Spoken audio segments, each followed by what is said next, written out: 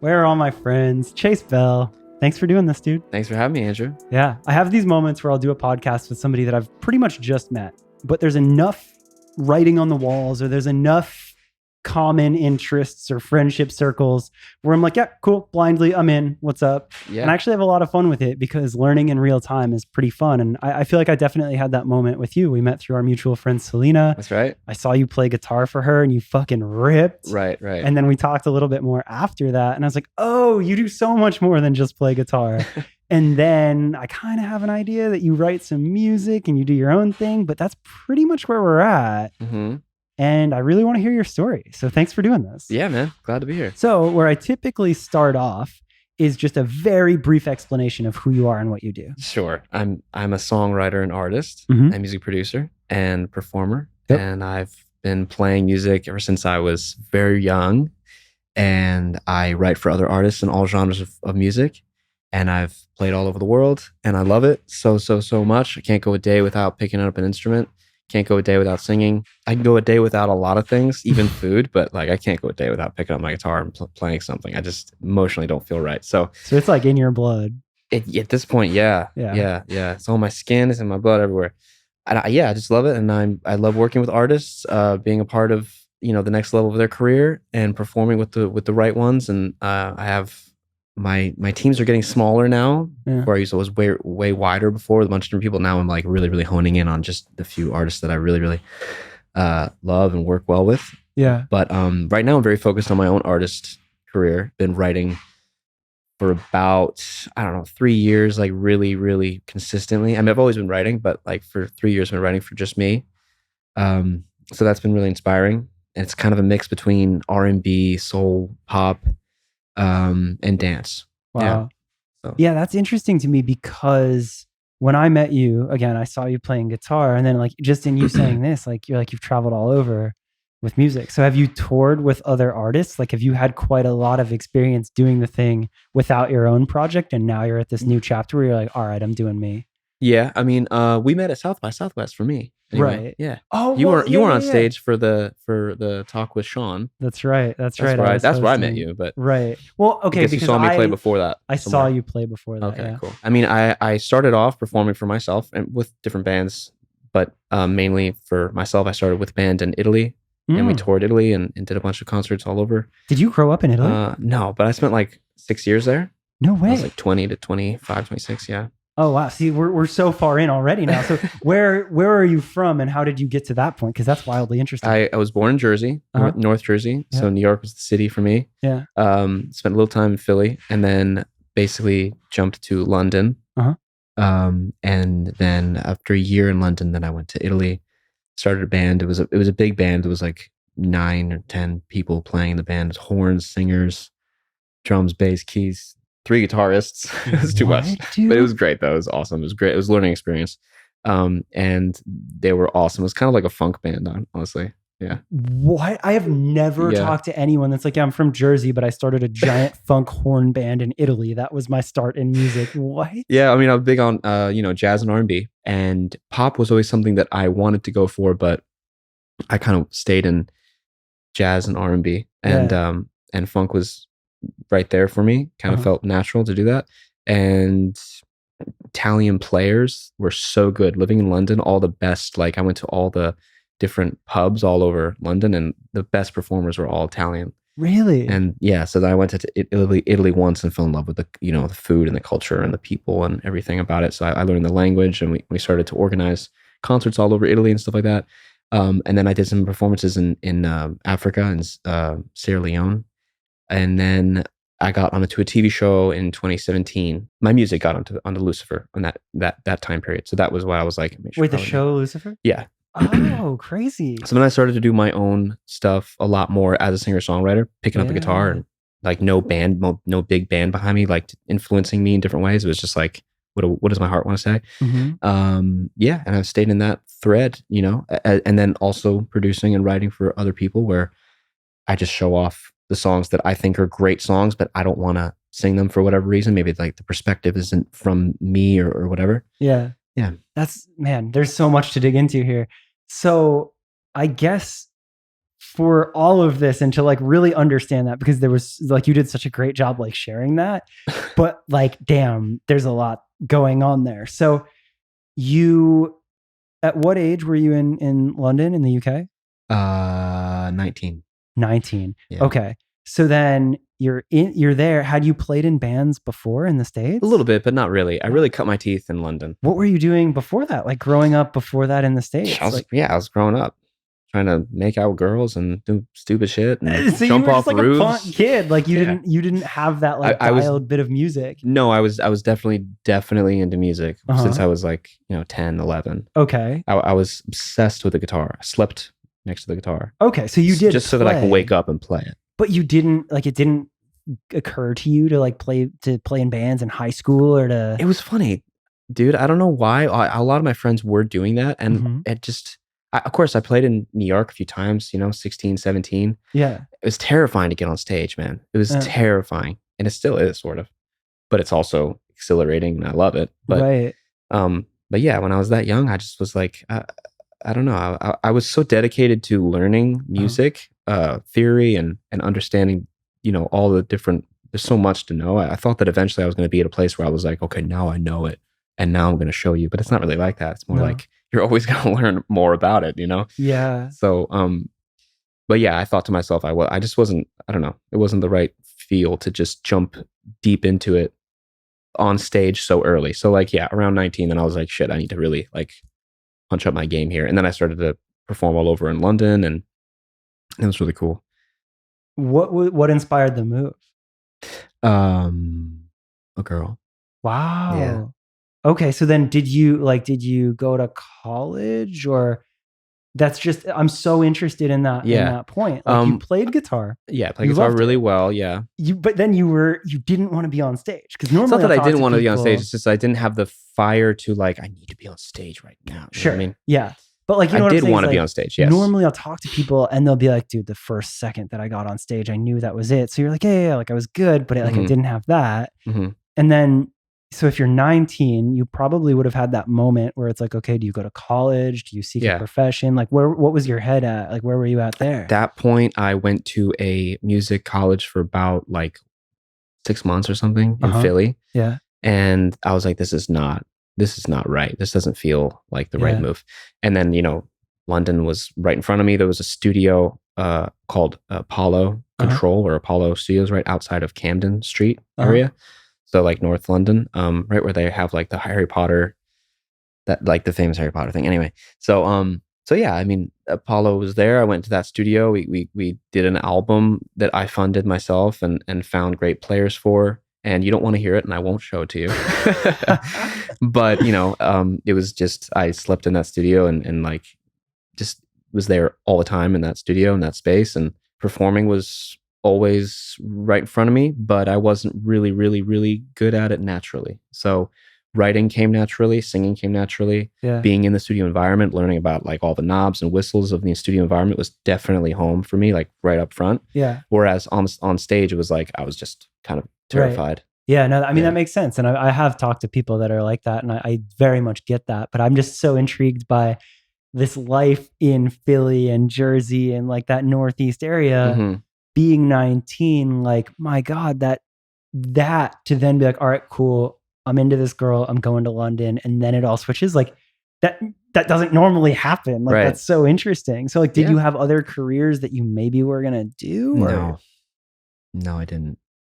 Damn. And nothing else that I guess I could have been good at anything. I guess we all come off the gate with like a inherently good at kind of anything, but nothing else made me like want to wake up in the morning to get into something. Like I was very passionate. Yeah. I wasn't like extreme. I work with artists all the time that are like extremely talented. Yeah. I was not extremely talented. I'm a go-getter and a passionate, like, give me this amount of time, I'm gonna like be the best at it. But like I wasn't like inherently, very dedicated. But I wasn't inherently like, wow, you know what I mean? Crazy. Where I work with artists all the time, where they're like vocals are like, wow, right off the gate, that your voice is like made for it. And I love my voice now. It took me a while to like really love it, but it wasn't like it came quite as natural, I guess. That's cool though. That's cool that you found that that what you were good at and what you did want to do and like locked into that. And I like that you share that too, because I think we can all relate to the idea of like, you always see that person that's just like, oh, one take and you're great at it. And you're just like, must be nice.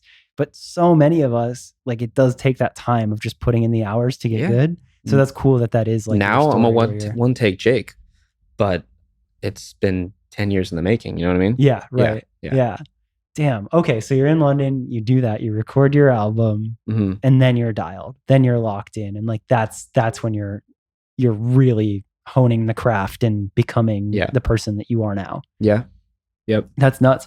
So then you go to Italy and you have a band that ends up getting sync.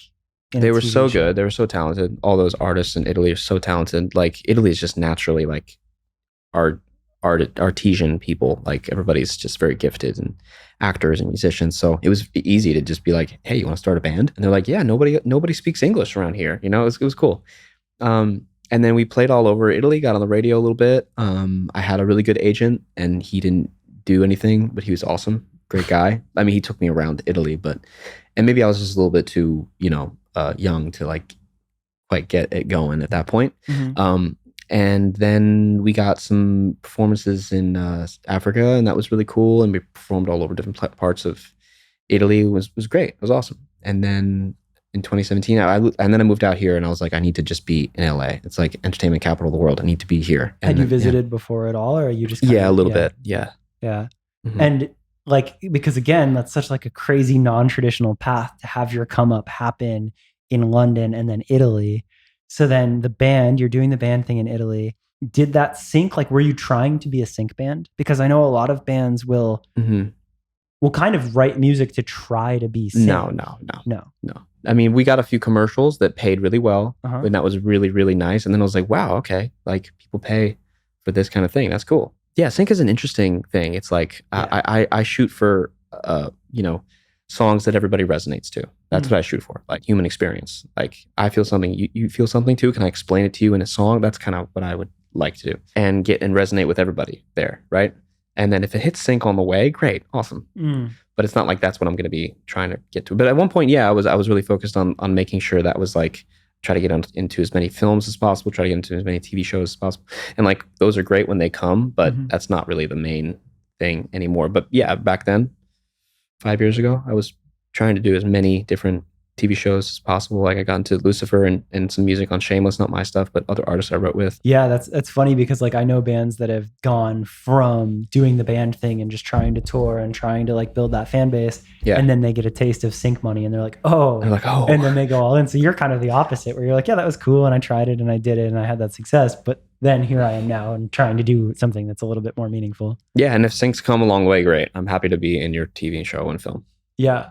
Did you, because this is something that I genuinely don't know a lot about, how does an artist then get into sync? Like, was that something that you kind of had to learn yourself, or was that being around the right people? It was not, it's not easily understood. And it's also always changing, I think. So like, for me, I did a lot of research, but what actually worked was not what I thought was going to work. Really? Everything is connection based. Yeah. I've done I want to hit all these publishing companies. I did a lot of research on a bunch of, and cold calling. I did all that after I got a few syncs from like an editor that I knew, Oh, wow. And she was like, I like your music. I want to put your music in my show. And I didn't really know, or it was a commercial, right? Yeah. And I was like, great, awesome. That's how it worked. Yeah. And that's how it consistently works. It's like, people like you as a person, and they also know you do music, and then that's how I got onto Lucifer, and it's personal relationships. Wow. Way better than any other method. I was trying to get onto Lucifer with my rock stuff for, I don't know, maybe a whole year at least, and I spent for what I was making back then, a lot of money to get my songs onto this show, right? Yeah. That I loved the music in the show. It had Cage the Elephant. It's got some great, deep Purple Disco Machine, like some great artists that I love. Yeah. And I was making music that I thought was perfect for this show. Like, I studied the shit out of this show. Yeah. And then I sent it to the music supervisor over and over and over and over again. Yeah, so no response. Did that. Like, you basically did that. Yeah, but that was not fruitful though, which is funny. Interesting. That was not fruitful at all. So then I got a call. But what was cool was that I did so much research that I put these people's numbers in my phone that I looked up on IMDb that I never knew that I was ever gonna like actually get a call. Just like from hyper analyzed who was doing what and how it all. Yeah. So one night, 11 o'clock, I was in a session with an artist in Beverly Hills or something, a really nice house. I almost didn't answer it on a Saturday night, 11 o'clock, but I see the editor for Lucifer like is calling me, and I was like, hey, what's going on? She's like, I'd love to have your song in my show. And I was like, do you know I've been pitching my music to the show for like a year? She's like, oh no, I had no idea. Really? So, I mean, it kind of happened serendipitously, I guess, but it was also like I had put a lot of work into it. But well, so then to break that down, did you ever find out how she found you? Well, she was like a friend of a friend. So it was like she knew that I was, but I never went that angle. I went the angle of trying to send it. She was like, do you know that the supervisor for the show? And I was like, no, I think I brought her up. I was like, yeah, I named her supervisor. I was like, I know who your supervisor is for the show. She doesn't know who I am. Right. But it's just funny how those things work. You knock on a bunch of doors and you think those doors are going to open. And then like over there, you're like, oh, wow. Dude, I didn't even knock on that door. That's the story of my freaking life. Right? Isn't it funny when that happens? It's just nuts. Like, I don't know what that is. I don't know how to dissect that lesson, but like the more okay you are with just like the universe flowing and not forcing it, that's like when the stuff happens. But it's like, we can say that right now, but I know in that moment, like, I know what it's like to just be like, I want to apply myself to get this thing done. Yeah. I don't know. It's a tricky one to dance with. So then you had that success, and I'd have to imagine then from there that you were like, oh, fuck yeah, like I did it. And like, you'd probably want to double down on that and like go harder in that. Yes, exactly. Yeah.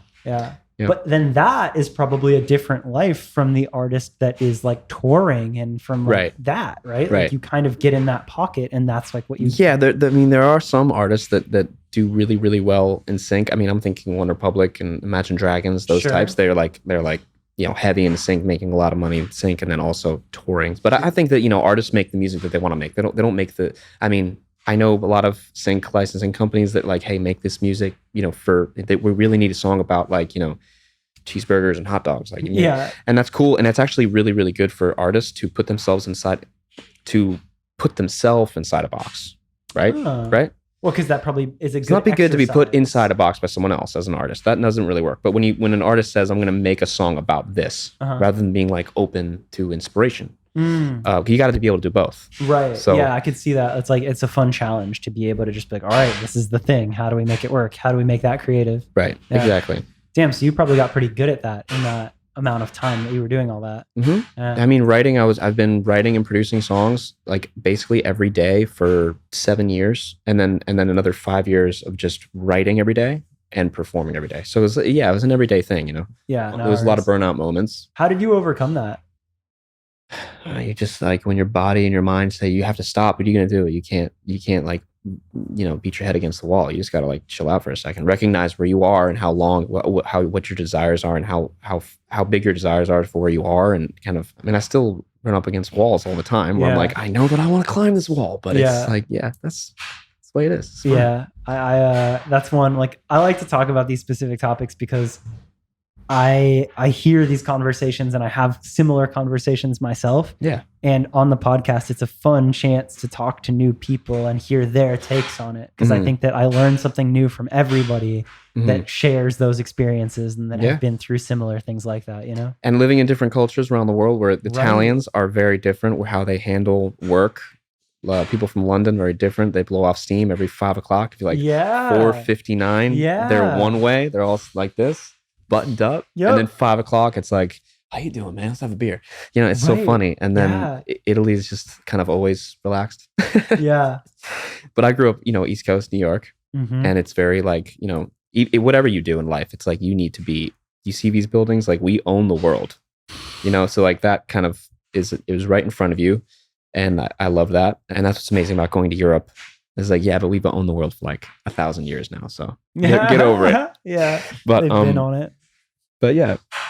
Damn. Okay. So you get back to LA in like 2017 ish. Yeah, 2016, 2017. And by that time, like, where's your head at with music? Like, are you trying to tour? Are you trying to write sync? Are you stoked? I was trying to stay alive at the beginning. Really? Okay. So it was a grind to like get Oh my God. Yeah. It was a total grind. Driving Ubers and. Oh, wow. So you like, did the thing. Yeah. I worked for valet services and stuff like that. Put my CD in the in the car of the whatever. But yeah, I mean, but it was always every day I was working on my music, and working on being really good at music, understanding that like I know I need to learn how to produce, I need to learn how to, record a vocal. I need to learn how to press knobs and compress things and do so that I'm a full-fledged person. I don't have a budget. I can't ask anybody to do anything, and living in LA is like, it's a very hot city. So that was the first, 3 or 4 years. And then I started to have a studio here. There was like a lockdown studio. I was like, okay, great. Now I have an actual place. Oh, cool. It's not my house where I can like kind of do whatever I want whenever I want. So then it was like, just go. It was like full throttle. I was like, and then things happened serendipitously. Like down the street, one of the people that worked for One Republic came over and was like, you have a great spot. Why don't you just house some of our instruments and we can come over and produce some stuff every once in a while. And I had no instruments. I had a studio, but I had no gear. I had, how expensive these things are, even though sure mic. Yeah, like building the most basic setup. You're thousands. Yeah. So they came over and they just gave me all of this incredible gear, like a Rhodes piano and, just all this rack of stuff. I didn't know what the fuck it was. Oh my God. But anyway, that's how you learn. They're that's like, how I like to learn. Beautiful studio. Mind if we put all this stuff in it? And you're like, I guess. Yeah.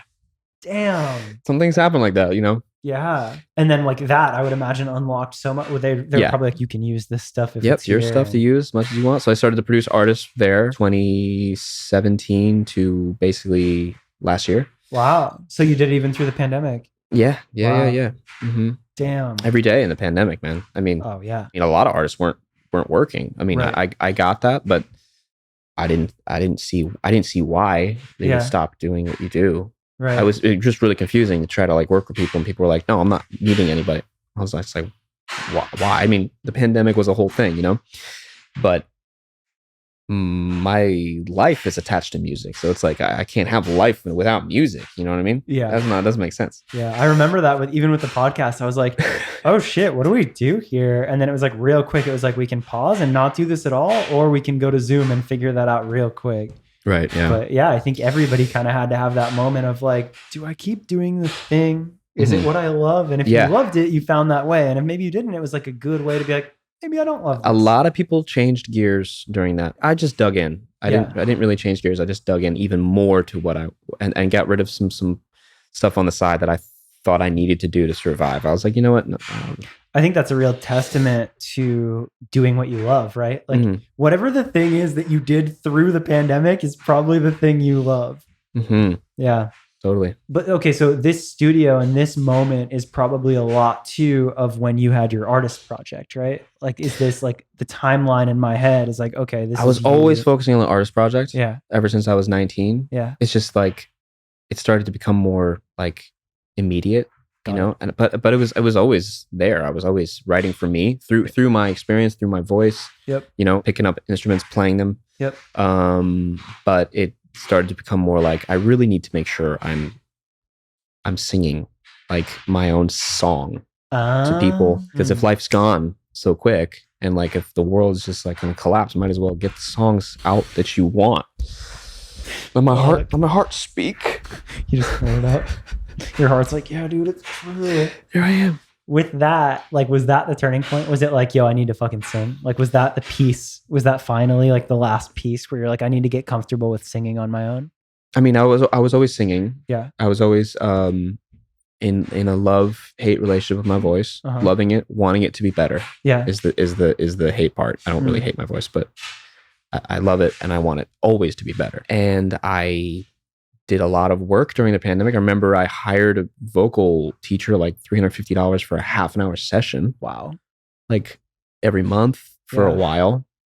And when you're paying that much money for someone who's telling someone like me that spent my entire life singing, then you start to really pay attention, because it's like, what the hell am I spending my money on? This is crazy. Yeah. I know how to sing. I should be teaching him. Wow. You know what I mean?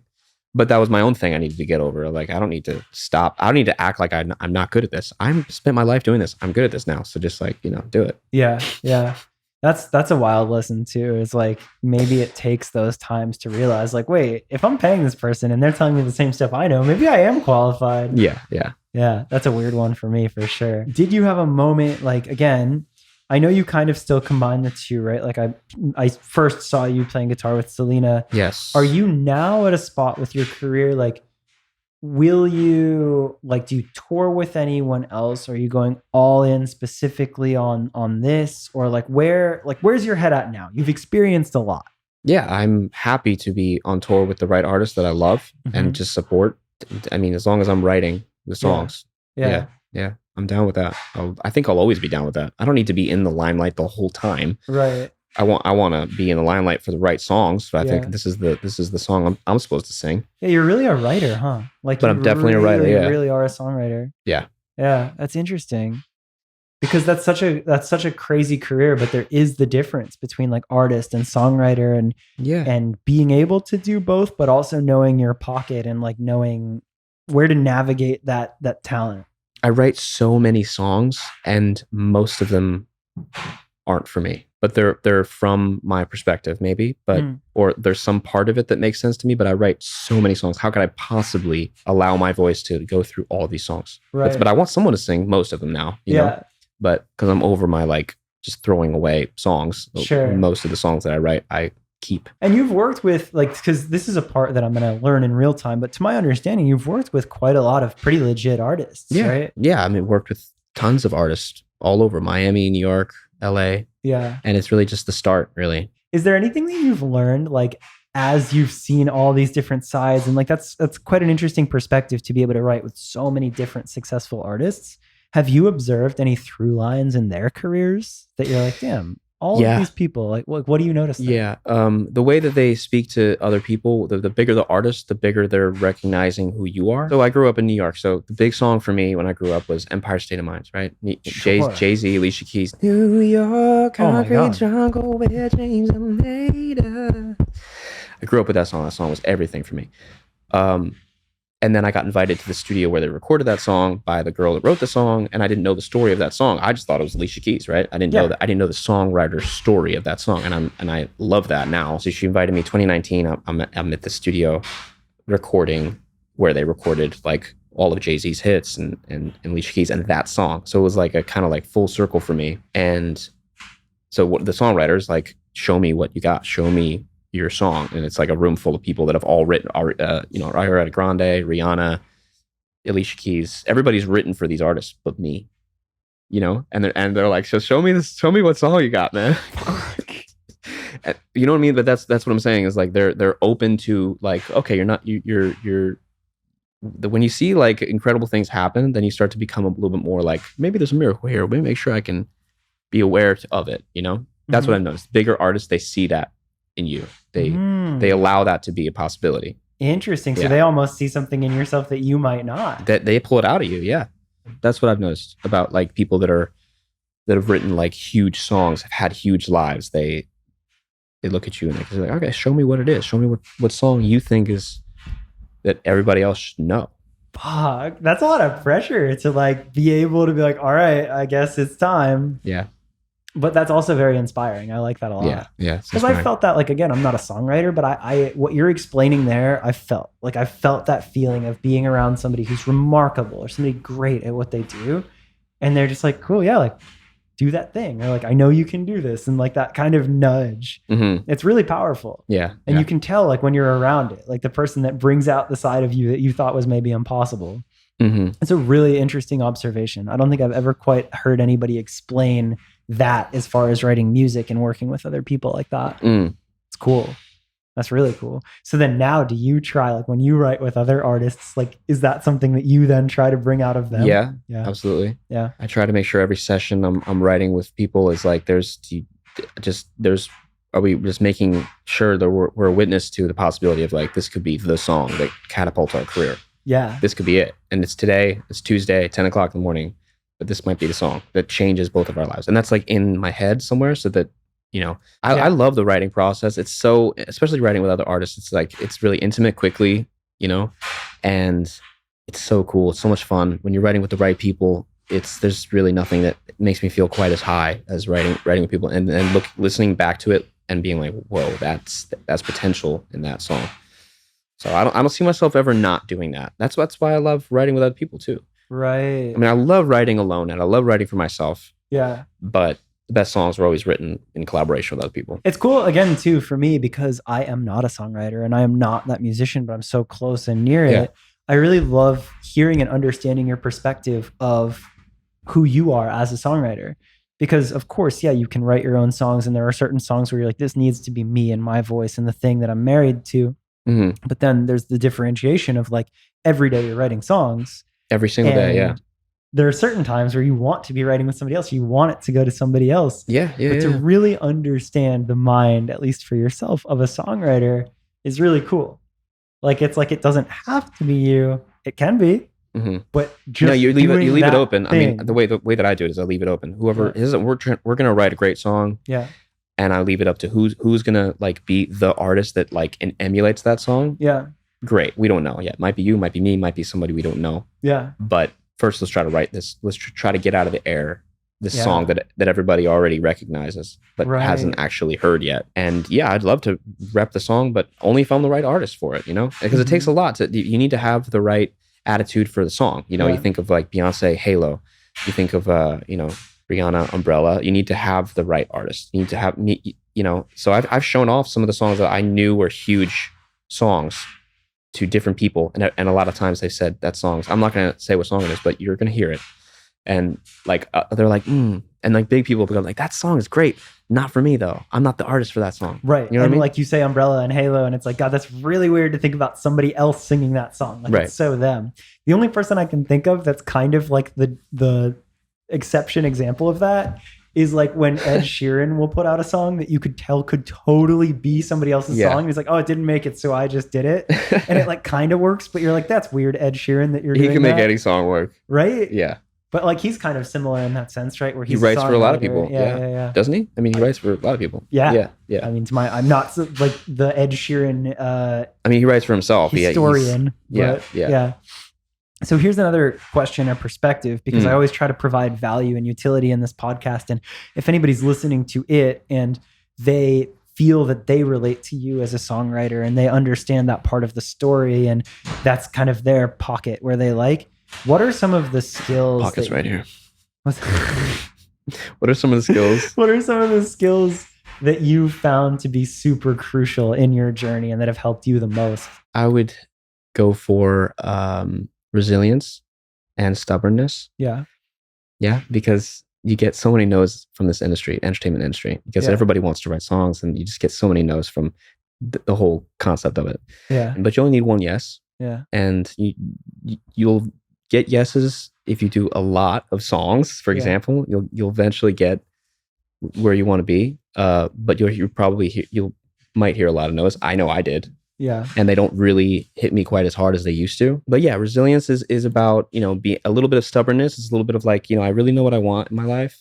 And then you have to be able to be like malleable enough to life, but not so like easily thrown off course. Yeah. That you don't have a clear vision for what you want to do. Because it's like, I brought this up before. I'm not one of those guys that like was brought into the world with this incredible voice. That wasn't me. I love my voice now. I love it. I think it sounds great, but I really, really, really worked on it. So, and for a long time, I went all over the world and people were like, you really shouldn't be doing that. You should find what you're good at. And I was like, no, I'm going to find what I want to do in life.